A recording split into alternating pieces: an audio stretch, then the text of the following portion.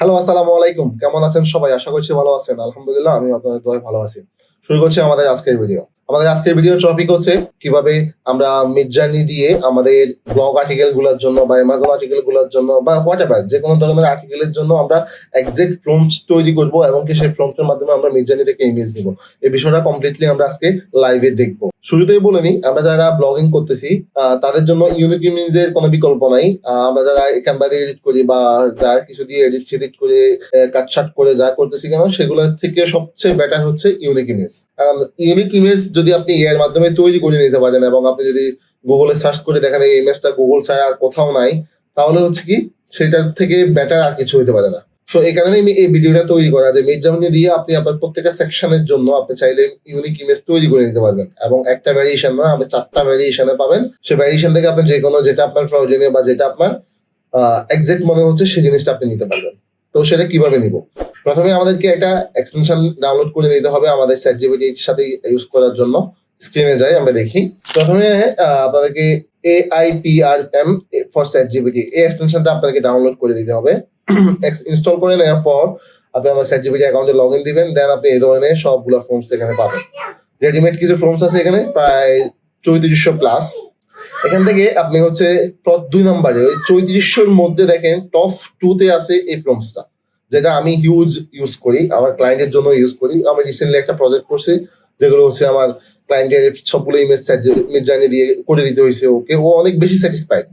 So আমার এই কারণে ভিডিওটা তৈরি করা যে আসলে আমরাও তো চাই যে আমাদের সাইটে ইউনিক ইমেজ যাক, কোনো কপি পেস্ট ইমেজ না যাক, কোনো গুগল থেকে ইমেজ না আনি, আমরা ইউনিক ইমেজ দিতে পারলে সেটা বেটার। কিন্তু আমরা এটা জানি না যে কিভাবে ব্লগের জন্য আসলে সেকশন ওয়াইজ আমরা ইমেজ তৈরি করবো, সেই বিষয়টা আমি আপনাদেরকে দেখাবো। এক্সাম্পল হিসেবে আমি আমার সাইটে seleman.com এ এখান থেকে একটা পোস্ট আমি যদি ওপেন করি, ধরে নিলাম এটা ওপেন করলাম। এই পোস্ট গুলো আসলে এক্সাম্পল দেওয়ার জন্য বেস্ট না, তারপরে আমি চেষ্টা করছি। আপনি যদি কোনো ব্লগ আর্টিকেল পান সেগুলো হচ্ছে এক্স্যাক্টলি বেস্ট একটা আউটপুট দিবে আপনাকে।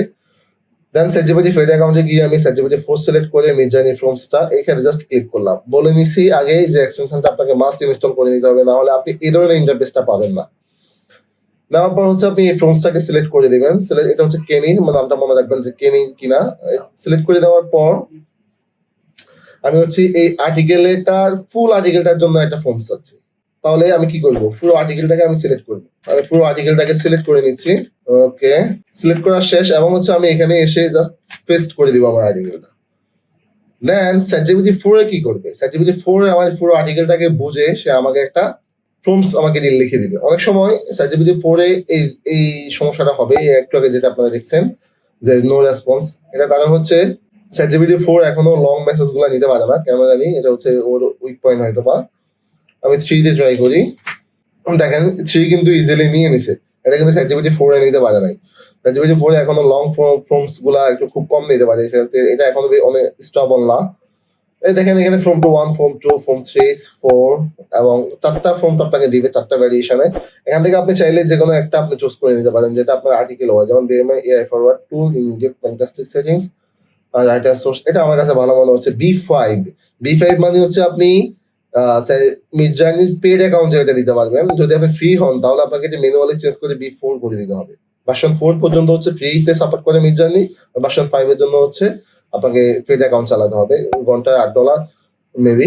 আমি যেটা চালাচ্ছি সেটা সম্ভবত 2 ঘন্টায় $10 চার্জ। আমি এই ফর্মটা কপি করলাম। এখন আমার কি করব?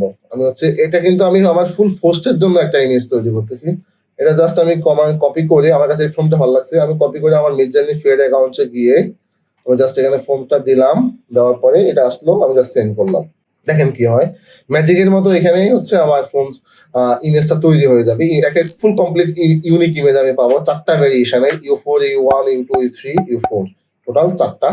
এখানে 1, 2, 3, 4 আমি দেখতে পাচ্ছি। 0% ফার্স্ট, অর্থাৎ মাত্র শুরু করছে। এখন এটা সে তৈরি করুক, আমি আরো একটা ফর্মটা তৈরি করি। এখন মনে করেন আমি আমার শুধুমাত্র এই সেকশনটার জন্য ইমেজ চাচ্ছি। ফর এক্সাম্পল এই সেকশনটার জন্য আমি ইমেজ চাচ্ছি।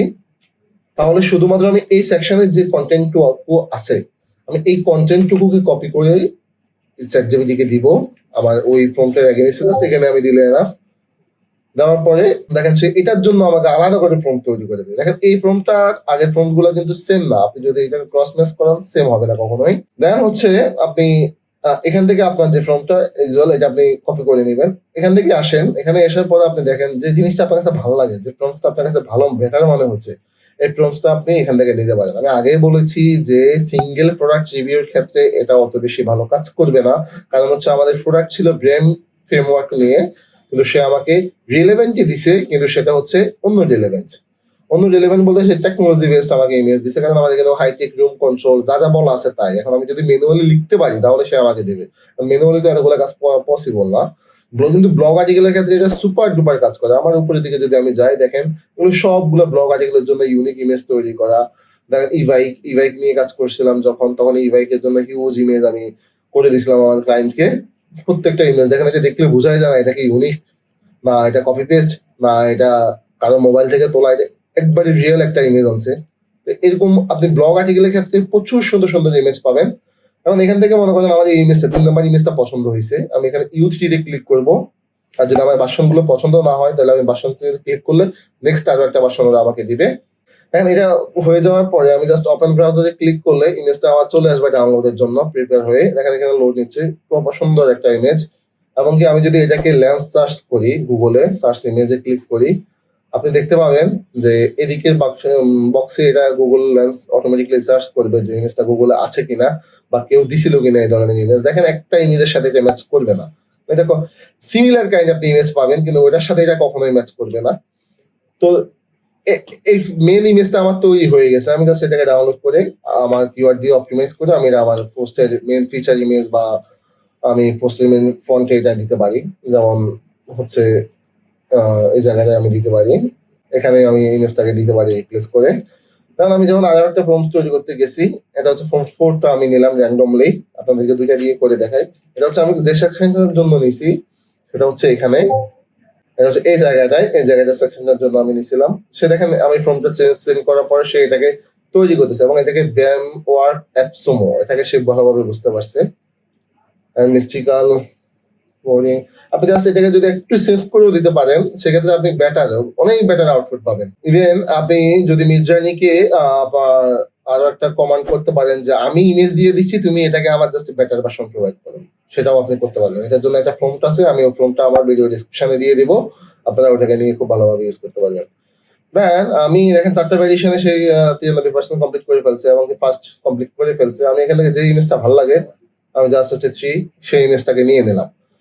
সেম তদ্রুপ ভাবে আমি প্রত্যেকটা সেকশনের জন্য একে একে একে একে একে আমি ইমেজ করে আমার পুরো আর্টিকেলটাতে আমি ইউনিক ইমেজ দিতে পারবো। আমি আবারও আপনাদেরকে অ্যাড করতেছি, এটা ব্লগ আর্টিকেলের জন্য অনেক বেশি পারফেক্ট, নট সিঙ্গেল আর্টিকেলের জন্য, বিশেষ করে এই ধরনের অ্যাপস রিলেটেড আর্টিকেলের জন্য। আমি জাস্ট আমার লাইভ দেখানোর জন্য আমি আমার সাইটটাকে বেছে নিয়েছি, দেন আমি এটা দিয়ে দেখাইছি।